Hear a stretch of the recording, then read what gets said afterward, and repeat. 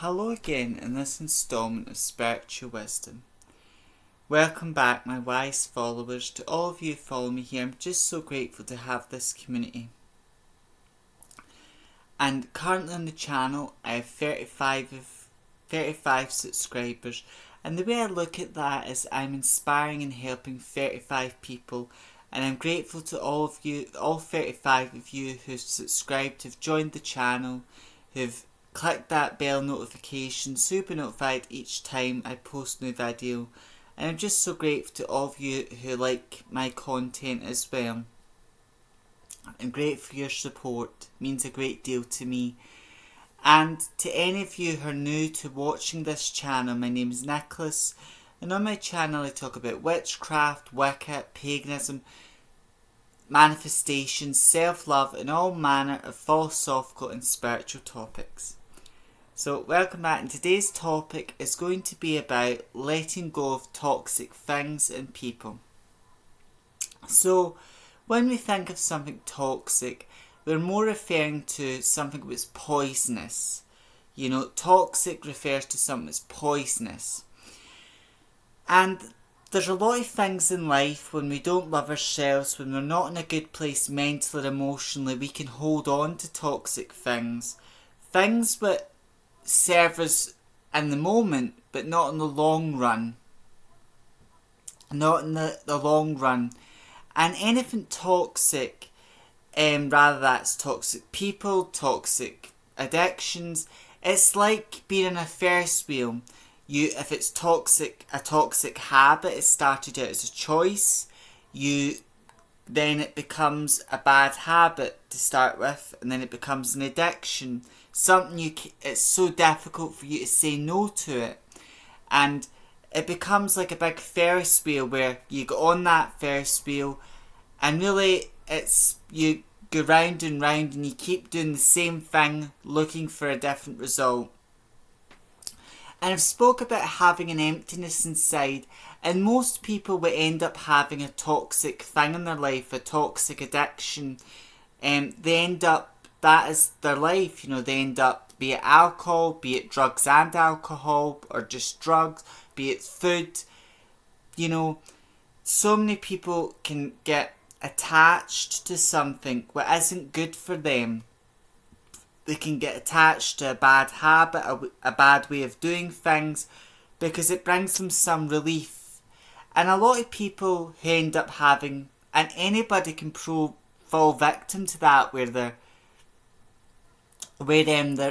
prey to toxic things, and where, you know, they've got something around them like a chain, and they're a prisoner in life because they've got this toxic thing, and it's like a chain in their mind, their heart, their soul type of thing. And when people hold on to a toxic thing, it affects their mental health, emotional, physical, and that. And some people, a lot of people, they've got that emptiness, that void inside, and they've got a problem. So they drink to numb that pain, they drink alcohol to numb that pain, to help them deal with that pain for the time being. They might take drugs to get on a high, to block that pain out. It could be food, because you can become addicted to anything.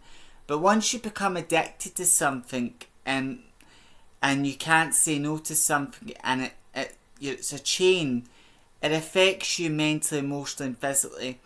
And it's always a good time, no matter, you know, when you start on a spiritual journey, a journey of healing, and when you start on a journey of self-love, the message would be, in this video, to look at your life, look at it, and write down on a piece of paper, are there anything toxic I'm holding on to? Do I have any toxic habits? Anything that's weighing me down, that might bring me joy and happiness in the moment, but in the long term, it causes me pain and suffering. And it causes me pain and suffering in the long run. You just have to remember that in the long run, it causes you pain and suffering. You know, and I've seen that with a lot of people. They might like to think that their toxic addiction or thing doesn't have control over them, but it does. because I've seen it where people, they can't watch TV, they can't just enjoy the simple things in life. They've got to have that addiction, that toxic thing always comes first, and that toxic thing has control over them. And it's so important to look at your life and go, do I have any bad habits, any toxic things I'm holding on to, what I need to get serious help with. And I've spoke about this before, and I'll talk about it again, being controlled by an addiction, because an addiction is a toxic thing. And you can become addicted to anything, and it's so important to look at your life and go, are there any toxic habits, behaviours I'm doing to myself? Am I doing myself a disservice? When we don't love ourselves, we can fall victim to that, because we stop looking after our mind, our body. We don't really want to know what's good for us, and we just focus on the here and now rather than the long-term future as well. Now, when it comes to toxic people, a lot of us, you can't pick who your family is. Sometimes that's a blessing, sometimes it's not. But you can choose who your friends are.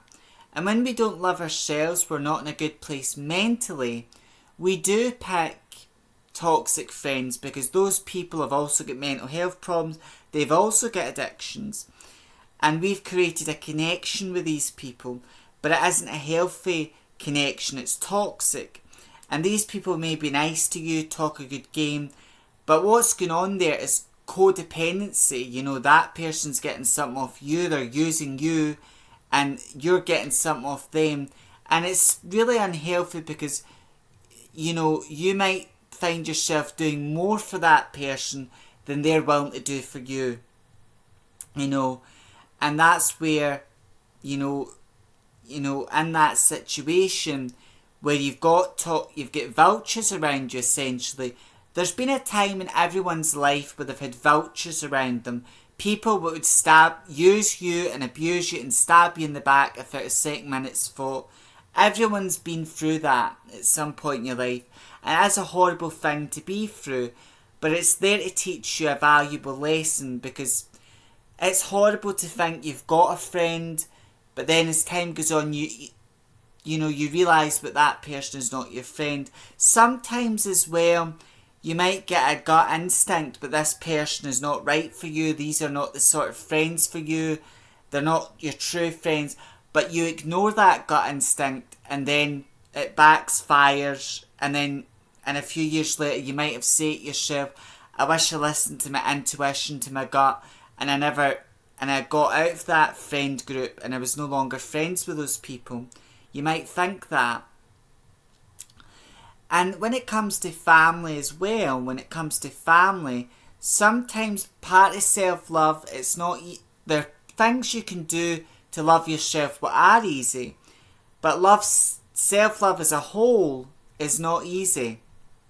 It's not, because sometimes you might have a sister, you might have a brother, you might have an auntie, you might have certain family members that you've grew up with, you've had a relationship with, but you can't see that these people don't love you. They're quite jealous and envious of you, and they don't have your best interests at heart. And sometimes you've really got to take a step back and really think, should I continue my relationship with this family member? Should I continue? Or should I let go of this person and create really strong barriers to keep them back? That is something you have to ask yourself. And we can all fall victim to that.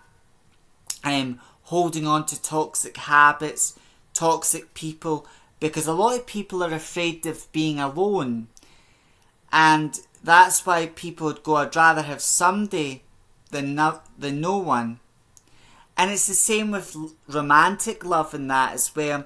Some people think they settle for less than they deserve. Their partner might make them unhappy. Their partner may be very controlling and abusive.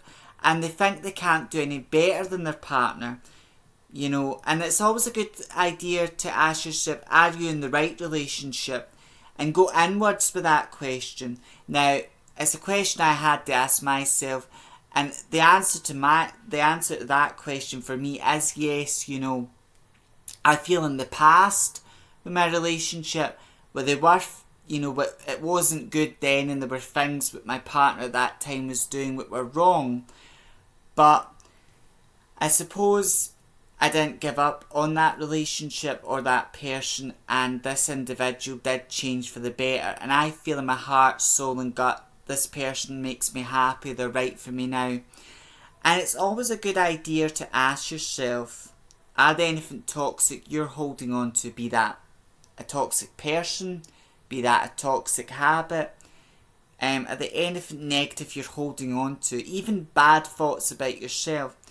Now, as I've said before, self-love is not a miracle cure. It's something you have to work on every day. And it's all about getting to know yourself, learning to look after yourself, getting to know your flaws and weaknesses, and still loving yourself, flaws and all. And a big part of self-love is letting go of things that are not for your highest good. So that involves letting go of toxic addictions, habits, and it involves letting go of toxic people as well. And also spiritually, because if you're holding on to toxic habits and also you're holding on to toxic people, those particular addictions are bringing you into a negative frame of mind. They're lowering your energy and your vibration. Those negative and toxic people are influencing your mind, your heart, your soul, and they're bringing you down too. So it's so important to let go of them. Let go of what no longer serves you. And that's what spiritual growth is. It's letting go of negative energy, things that no longer serve you for your highest good. Things that are not for your highest good, let go of them. Let go of negative people, situations. And also self-love is letting go of anything that's not good for you as well. And that's the message. Let go of anything that no longer serves you and is not for your highest good. And as always, this is food for thought. Always think for yourself, trust your gut, your intuition, and do your own research. And just ask yourself that question, are there any toxic or negative people I'm holding on to? And then meditate on that question and then write down the answer. Maybe no, maybe yes. And it's so interesting when we go inwards what the answer is to our questions. However, until next time, may meet, may part meet again. Blessed be. Have a wonderful, magical day.